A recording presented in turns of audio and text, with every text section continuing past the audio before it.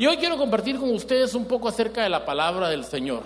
Me han contado que están en el programa también que sacamos en la serie En Casa de Dios allá de Guatemala, de Primero lo Primero. ¿Han estado en eso, sí? ¿Volvieron a leer la palabra de Dios? ¿Los evangelios le están sorprendiendo o no le están sorprendiendo? Es increíble, ¿verdad? Uno lee la Biblia una vez y se sorprende. Vuelve a pasar por donde mismo y dice, no hombre, si esto ahí estaba y no lo había visto.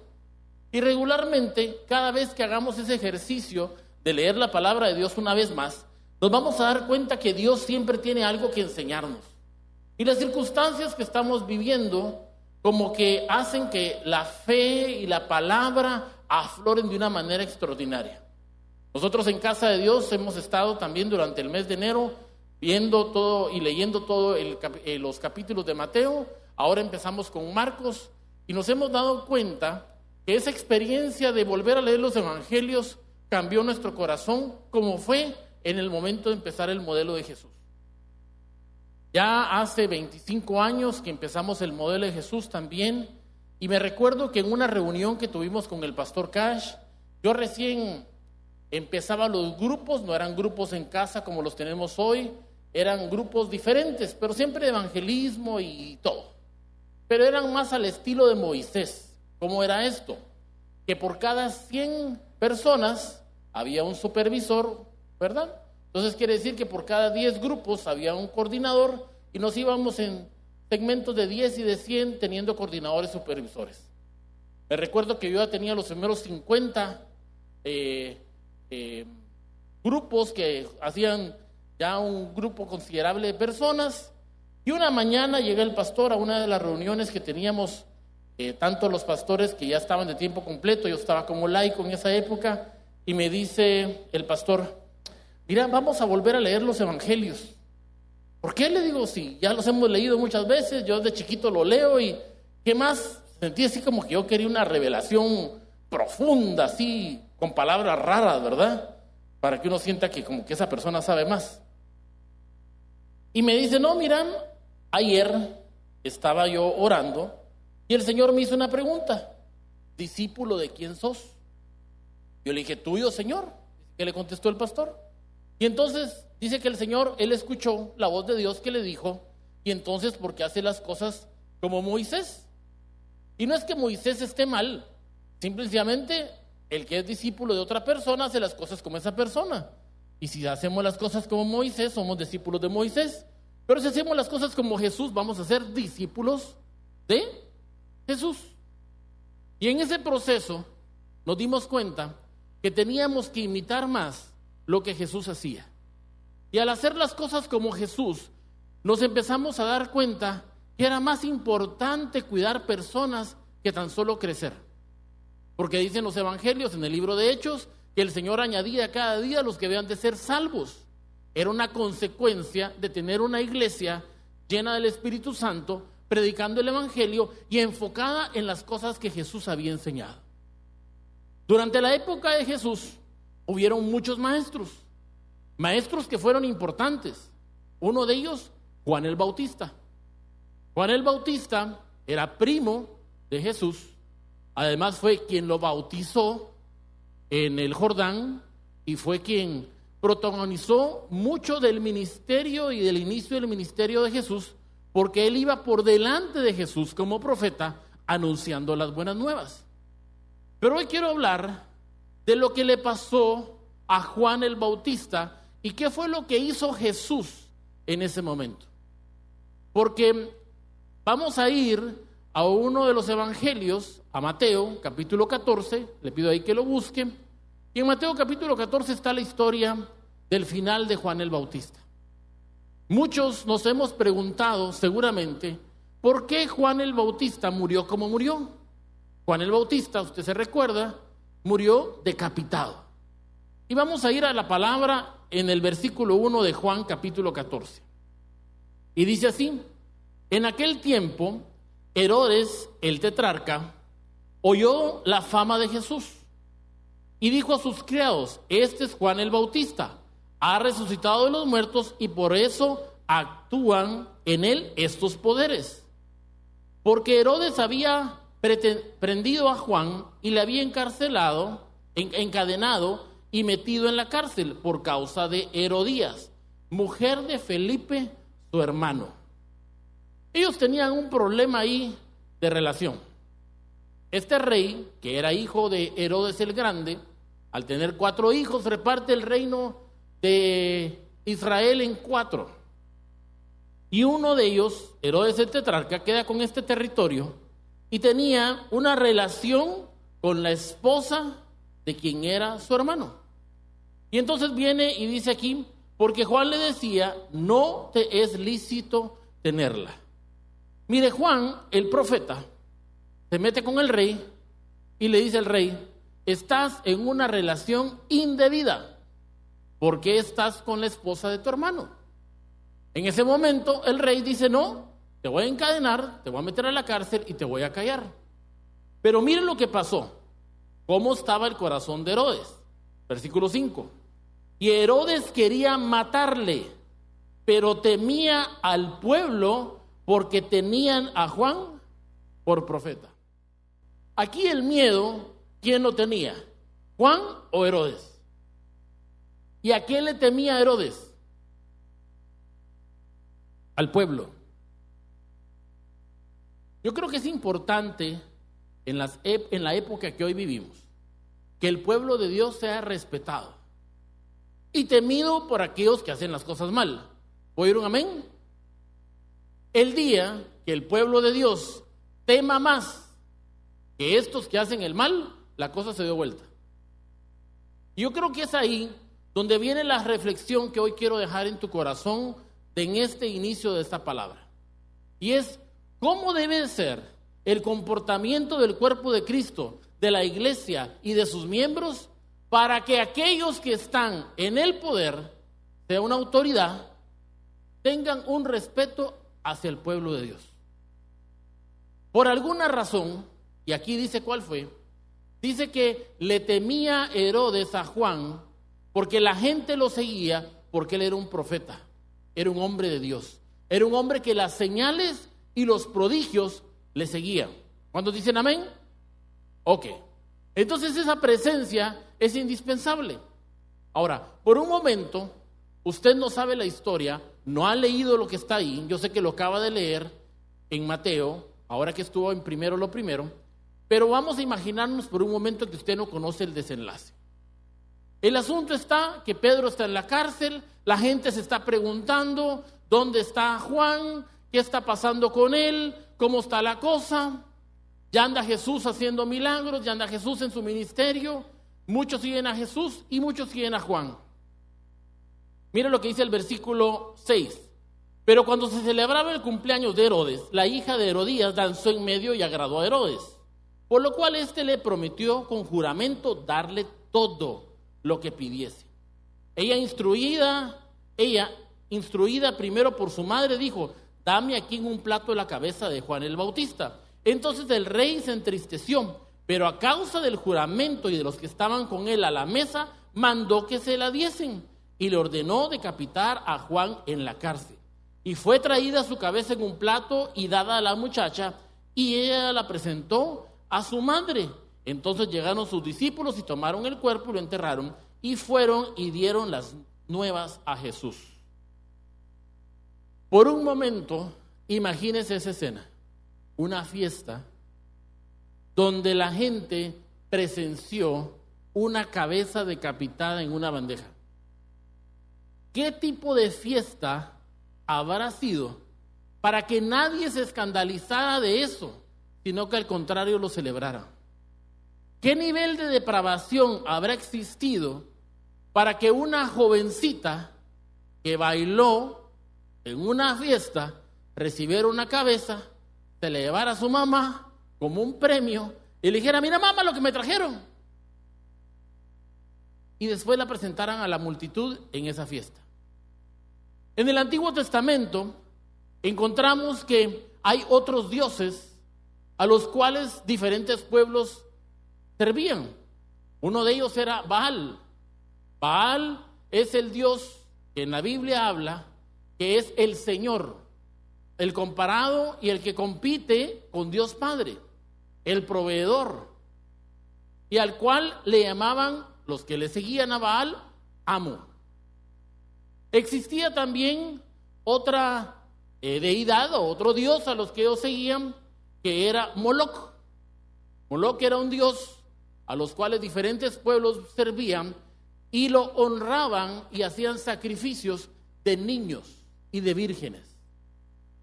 Qué casualidad que hoy en día muchos escogen por señor a las riquezas y sirven a las riquezas como a otro dios.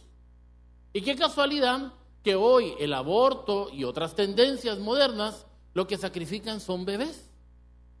Pero había uno tercero, que se escribe Ishra, y es lo que conocemos como el espíritu de Jezabel. Era un dios, una diosa, a la cual todo lo que tenía referencia a una promiscuidad sexual se relacionaba con ese templo. En ese templo se hacían cualquier cantidad de desórdenes en relación a sexo. Esos tres competían uno con otro y se complementaban para que lo que se hiciera en nombre de esos dioses fuera una honra a Satanás. En esa fiesta seguramente era algo así. Era un bacanal de desorden donde Juan el Bautista había sido presentado su cabeza y decapitado. ¿Esas circunstancias eran alarmantes, sí o no? O sea, políticamente, Herodes se había metido en un problema. Mucha gente se iba a molestar. Otros se habían agradado. Otros estaban ahí celebrando ese punto. Y dice que le fueron a contar a Jesús. ¿Cuál fue la respuesta de Jesús ante esa noticia? ¿Qué hubiera esperado usted que Jesús le responda si usted viene y le dice, ya te diste cuenta que mataron a Juan el Bautista? ¿Ya viste que llevaron la cabeza a esa fiesta desordenada de pecadores? Yo me imagino la presión social, política y de la multitud y de los discípulos de Juan para Jesús. Porque en algún momento Jesús tenía que pronunciarse. Era su primo, eran parientes, era quien lo había bautizado. ¿Y sabe qué hizo Jesús? Es que usted nunca ha pasado por ahí, ¿verdad? Vamos a ir ahí porque yo les dije que no se recordaran. Me hicieron caso. Versículo 13, mire lo que hizo Jesús. Sorpréndase. Oyéndolo Jesús, se apartó de allí en una barca a un lugar desierto y apartado. Si usted mira a Jesús haciendo eso, ¿qué piensa? Dígamelo pues. ¿Se acobardó? No. Miren, hasta aquí llegó el ministerio de Jesús. De plano, ya le dio miedo. De plano, con su fe se le terminó. Tan bonito que venía, de verdad prometía. Y usted vio los comentarios de la gente, ¿verdad? Tenía con qué usted, pero miren, se echó para atrás. Se echó para atrás. Allá se fue a meter al desierto, donde nadie lo iba a encontrar. Pero miren lo que pasó. En realidad, lo que encontramos aquí es un Jesús enfocado. Diga conmigo, enfocado.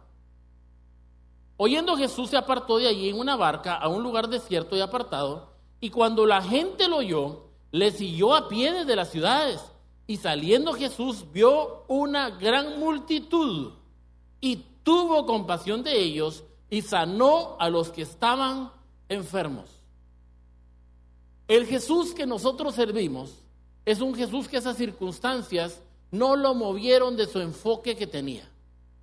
Él estaba plenamente enfocado en el llamado que el Padre Celestial le había hecho y sabía que tenía que cumplir la comisión que había recibido de parte del Señor. Así que si bien las circunstancias eran difíciles, incluso dentro de sus discípulos tenía un celote que era el equivalente a un guerrillero de hoy en día, que de plano andaba diciendo, hoy sí la revienta Jesús, hoy sí nos levantamos en armas y tomamos esta onda. Otros decían que tenía miedo, yo que sé que estaban hablando, pero Jesús se enfocó en sanar enfermos. Los discípulos inmediatamente empezaron a hacer lo mismo. Empezaron a orar por la gente empezó a ser sana, y es lo que esta iglesia y el cuerpo de Cristo le corresponde en circunstancias como las que estamos viviendo hoy en día. Debemos de enfocarnos en el llamado que Dios nos ha hecho, de llevar las buenas nuevas, sanar a los enfermos y liberar a los cautivos. ¿Cuántos dicen amén?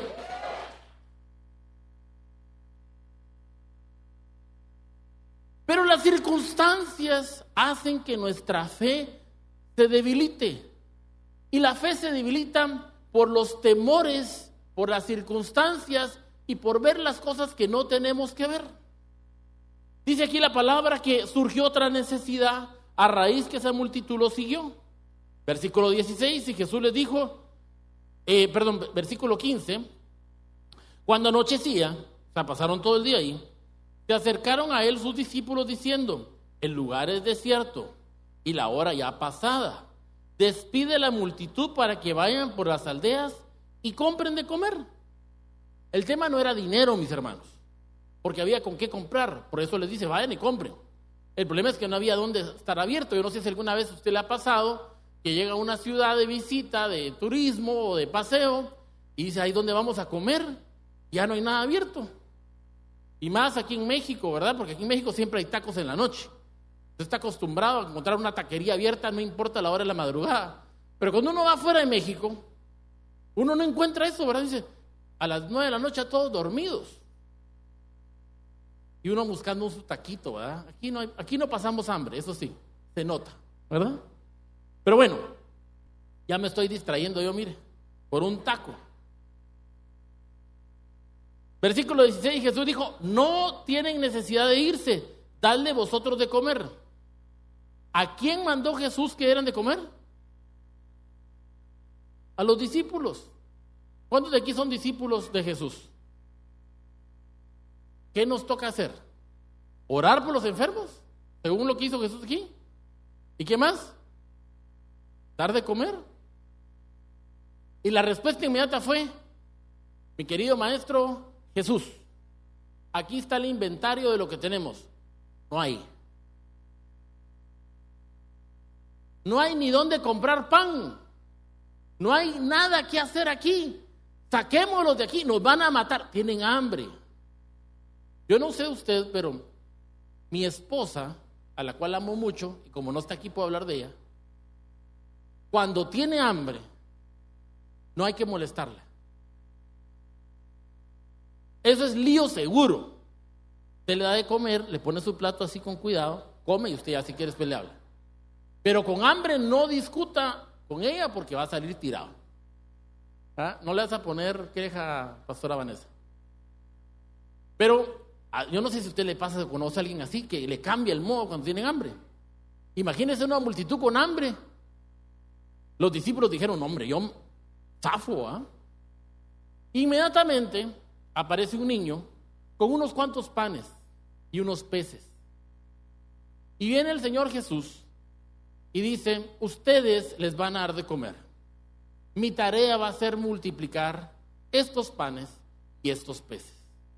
Inmediatamente consiguieron cestos, se multiplicaron los panes, se multiplicaron los peces por parte de Jesús y ellos repartieron a la multitud. Los evangelios cuentan que sobraron 12 cestos y que la gente se alimentó y que nadie pasó hambre. Hasta sobraron 12 cestos y se los llevaron. Imagino los discípulos, ¿verdad? Mira, uno te toca a vos, uno a vos. Yo no sé. Eso no lo dice la Biblia.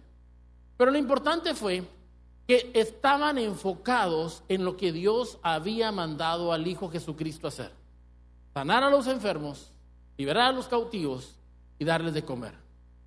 La iglesia de Jesucristo tiene que tener la fe para ver esos milagros. Porque la fe es necesaria para ver milagros, señales y prodigios. ¿Cuándo dicen amén? Porque esa obra la hace el Espíritu de Dios. Pero es la fe que activa esos milagros. Y para dar de comer, a veces también no es solo nos alcanza lo que tenemos. En Casa de Dios tenemos un banco de alimentos. Hemos entregado 22 millones de tiempos de comida en estos 17 años que estamos trabajando. Pero Dios nos ha retado ahora a dar 1 millón de tiempos de comida al mes. Y cuando nos lo propusimos no había, porque no alcanza. ¿Cómo pasamos de entregar 3 millones de tiempos de comida al año a dar 1 millón de tiempos de comida al mes? Estábamos locos. Y aparece, miren mis hermanos, esto es un testimonio para la gloria y honra de Dios. Aparece un donador de Estados Unidos con unas bolsitas de unas lentejas fortificadas y nos dice: mire hermano, ando buscando a quién entregarle estos contenedores porque yo tengo la comida pero no tengo gente que le entregue. ¿Cuántos contenedores quiere? Y ahorita en unas 2 semanas llega el primer contenedor, que solo con un contenedor damos 1 millón de tiempos de comida. Se multiplicaron los panes y los peces. ¿Por qué le doy este testimonio? Porque mis hermanos tenemos que estar enfocados en nuestra fe. La fe no puede estar dispersa por todos lados. Y le tengo fe a esto, le tengo fe aquí. Hay una visión a la cual debemos acatar. Predicar las buenas nuevas, sanar a los enfermos, liberar a los cautivos, y en el nombre de Jesús, eso estamos hechos. Por eso el modelo de Jesús, por eso estudiar la academia, por eso estar en un grupo, por eso predicar la palabra del Señor. Porque en esa fe que nos movemos, vamos a ver las señales, milagros y prodigios que tanto esperamos. ¿Cuántos dicen amén? ¿Cuántos se quieren sumar a ser parte de este proceso de fe? Amén. Versículo 18. Y le dijo: tráedmelos acá. Y entonces mandó a la gente a recostarse sobre la hierba, y tomando los 5 panes y los 2 peces, los levantó con los ojos al cielo, bendijo y partió y dio los panes a los discípulos y los discípulos a la multitud. Y comieron todos y se saciaron, y recogieron lo que sobró de los pedazos, 12 cestas llenas. Y los que comieron fueron como 5,000 hombres, sin contar las mujeres y los niños. Enseguida, en versículo 22, Jesús hizo a sus discípulos entrar en la barca e ir delante de él a la otra ribera, al otro lado. Entre tanto que él se despedía de la multitud. Despedida de la multitud, subió al monte a orar aparte, y cuando llegó la noche estaba allí solo. Y ya la barca estaba en medio del mar, azotada por las olas, porque el viento era contrario. Mas a la 4ª vigilia de la noche, 3 de la mañana, Jesús vino a ellos andando sobre el mar. Y los discípulos, viendo andar sobre el mar, se turbaron diciendo: ¡un fantasma! Y dieron voces de miedo. ¿Dieron voces de? ¿Dieron voces de? Ok. Unos días antes, si nos recordamos en el contexto de la historia, habían decapitado a Juan el Bautista. Se van en el mar, en la barca en el mar, las olas empiezan a subir, el viento empieza a azotar, las circunstancias cambian, lo que veo está difícil y veo un semblante como de un hombre que viene caminando por allá. Y grita alguien ahí: ¡un fantasma! ¿Quién creen y quién pensaría usted que era el fantasma? Voy a especular, pero posiblemente alguno ha dicho: ¡uy, ese es Juan! Y trae la cabeza en la mano.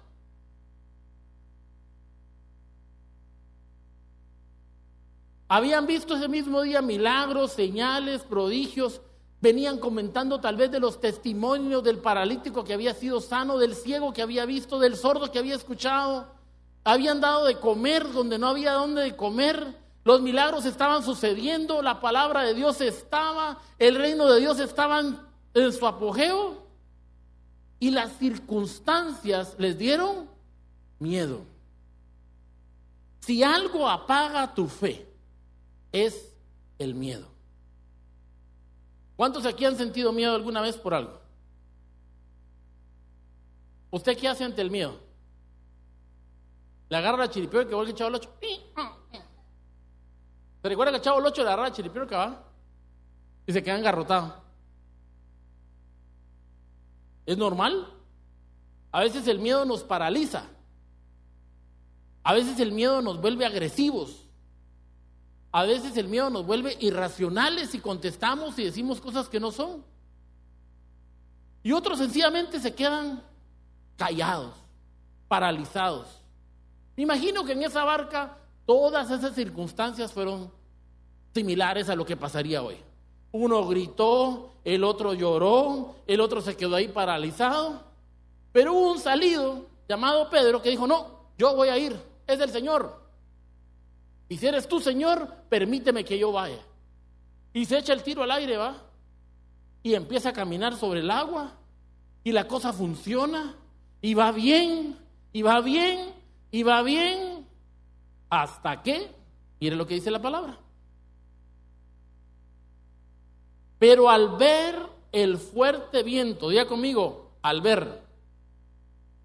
Mire, muchas veces lo que vemos nos engaña. No, pastor, es que yo lo vi, es cierto, así era, mire, grandote. Las olas eran grandes, el viento era fuerte, no era mentira, no era una ilusión óptica, era una realidad. Tú dices: no, yo voy a empezar a servir en la iglesia. Y recibes una llamada de tu acreedor y te recuerda que debes dinero. Ah, ese gigante ya te mató. De repente se enferma alguien en tu casa o pasó algo, una circunstancia adversa. Es cierto, es una adversidad, está difícil. Pero lo primero que vas a pensar es: no, yo no voy a tener tiempo para servir. Porque las circunstancias cambiaron tu fe. ¿A alguien le ha pasado eso? ¿Solo en Guatemala pasa, mis hermanos? ¿Aquí también pasa, pastor? Ah, qué tranquilidad, porque yo pensé que allá estábamos bien mal, pero es natural. A todos nos pasa que ante circunstancias adversas, lo primero que queremos dejar de hacer es servir. Lo primero que decimos es: ya no tengo tiempo, ya no puedo, ya no debo, no me lo merezco, es que yo soy muy malo. Yo no sé qué pensó Pedro en el momento en que se pensó hundir, pero lo que lo llevó a hundirse fue poner atención a las circunstancias que estaban viviendo en su alrededor. ¿Cuántos hoy vinieron con una ola fuerte o un viento que los está azotando? Quiero ver su mano. Quiero decirte algo, tú que tienes la mano levantada, déjala ahí. Tú viniste hoy con esa necesidad y dices: hoy yo voy a ir a la iglesia para ver qué pasa, porque ya no aguanto, esta onda está muy difícil, no entiendo lo que está pasando, este gigante está muy... Póngale el nombre que quiere, ola, gigante, viento, como sea, pero levánteme la mano. Yo declaro en el nombre de Cristo Jesús que así como estás levantando la mano, hoy Jesús se está acercando a ti y te está levantando. Porque la palabra de Dios aquí dice, mire lo que dice el versículo 31, al momento, déselo fuerte al Señor.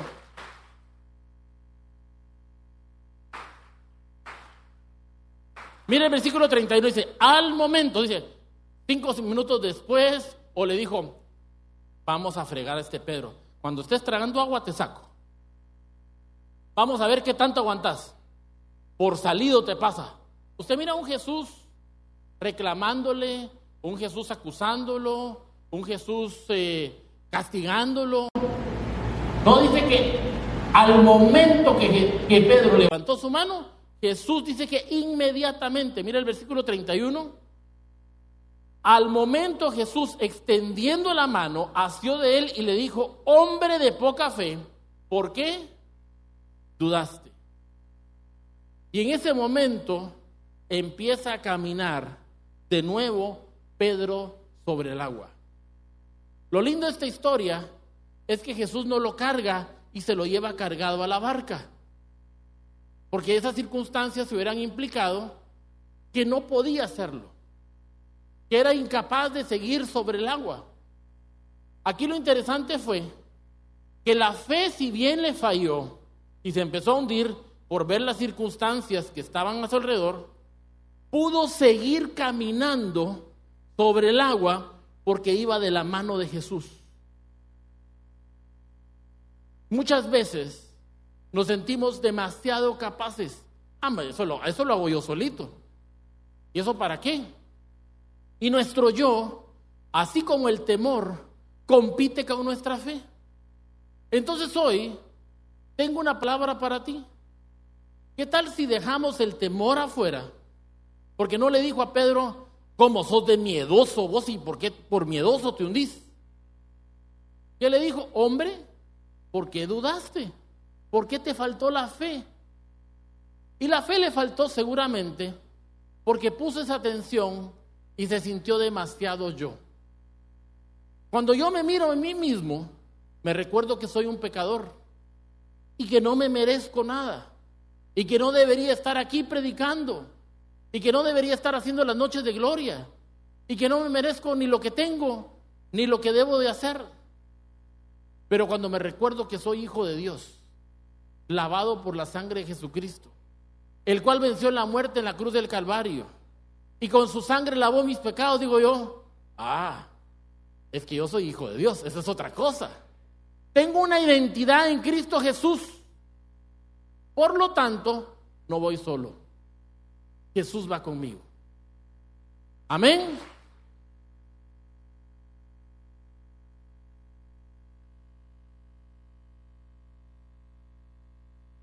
Y dice el versículo 32, y cuando ellos subieron en la barca, se calmó el viento. Eso es lo lindo de esto también. El viento y las circunstancias van a llegar al punto que se van a calmar. Yo declaro que esa deuda que te tiene atormentado va a ser pagada en el nombre de Cristo Jesús. Amén. Hoy me venían dando un testimonio que me sorprendió de un pastor que hace unos años, cuando venimos a Noches de Gloria, no era ni pastor, o empezaba su iglesia, algo así me contaron. Los detalles se los puedo cambiar, pero lo que me impresionó esto fue la historia. Él empezó a servir todos los días en la cruzada. Tal vez Vanessa, te recordarás de él, pero este pastor empezó a servir y venía aquí, no era pastor, endeudadísimo. De la cruzada empieza en un pueblito aquí lejos, su iglesia, y seguía con la deuda y lo tenía atormentado esa circunstancia. Pero dice que un día un primo se ganó la lotería y viene el primo y le dice: mira, yo sé que vos estás sirviendo a Dios y que tenés una deuda, toma este boleto, paga tu deuda y queda ahí. Y él vino, cambió su boleto de la lotería y pagó su deuda de la nada. Hay cosas que Dios puede hacer de la nada, porque Él no necesita más que tu fe. Él no solo necesita que mi yo te quite, que mi temor te haga a un lado y que me tome de su mano. Si usted ha venido bajo circunstancias de viento y marea en contra, donde su fe está siendo probada, donde usted siente que se está ahogando y ya está con el agua hasta aquí, póngase de pie y levante su mano ahí donde está, porque Jesús hoy vino a rescatarlo. Jesús hoy vino a darle vida. Jesús hoy vino a liberarlo, a darle sanidad, a darle esperanza, a calmar los vientos y a traer victoria. ¿Le habían quitado la cabeza a Juan? Sí. ¿Habló de eso Jesús? No. ¿Fue importante el viento para Jesús? No. Él venía caminando sobre las olas. Él venía surfeando sin tabla. ¿Fue suficiente lo valiente, lo aguerrido, lo aventado, decimos en Guatemala, que era Pedro? No. Porque hay muchos que son valientes para afrontar los problemas. Se sienten tan capaces que dicen: ese me los despacho yo solito. Y tal vez Pedro se sintió suficiente él para ir y caminar hasta donde estaba ese fantasma. Su intención y su valor era nada más un yo muy grande que también tenía que morir. Cuando se hundió Pedro, el yo se le murió. El miedo ya se le había acabado porque todos los demás estaban con miedo, pero faltaba que se le muriera el yo. Y cuando el yo se le murió, nació Jesús y lo hizo hijo de Dios y su identidad cambió. Yo declaro en el nombre de Cristo Jesús que ni el viento, ni la lluvia, ni las olas, ni amenazas, ni peligro, ni ninguna cosa por hombre creada, ni el mismo infierno ni Satanás podrá contra tu vida, contra tu casa. Declaro que el llamado y el compromiso que tienes se activa en el nombre de Cristo Jesús. Que las circunstancias que han atacado tu vida con mentiras, que han traído temor, que han traído angustia, que han traído desesperación, que han hecho flaquear tu fe, hoy se van en el nombre de Jesús. Y se callan esos vientos, y se callan esas voces, y empiezas a escuchar la voz de Jesús. Hoy Jesús te toma con su mano y te levanta y te dice: hijo mío, que tu fe no falte, que tu fe no falte. No está juzgando Jesús tu vida. Él vino y pagó con su sangre por nuestros pecados, por nuestros delitos, por nuestras concupiscencias. Él lo único que quiere de nosotros es fe, y que seamos libres del temor, porque el miedo compite con nuestra fe. Padre, esta noche declaramos, Señor, que tú eres un Dios todopoderoso para con nosotros, y que tu Hijo Jesucristo es nuestro Salvador, es nuestro Redentor. Y hoy, Padre, le damos un espacio al Espíritu Santo para que afirme la fe que tenemos en ti, Señor. Espíritu Santo, gracias. Bienvenido a mi vida, bienvenido a mi corazón. Gracias, Señor, porque estás en este lugar. Gracias, Señor, porque sabemos que tú haces que mi vida tenga libertad en Cristo. Espíritu Santo, sana corazones, sana la vida de mis hermanos, sana sus finanzas, Señor, sana su matrimonio, Padre, sana sus relaciones con sus hijos, sana relaciones entre la familia. Que las circunstancias, Señor, no debiliten la fe. Gracias. Corra bashata kirra bakanda. Corra babashata corro bocondo robo boshoto condo. Gracias. Gracias, gracias, gracias, gracias, gracias. Corra babashata kanda raba basanda. La bondad de Dios en mi vida ha sido bueno,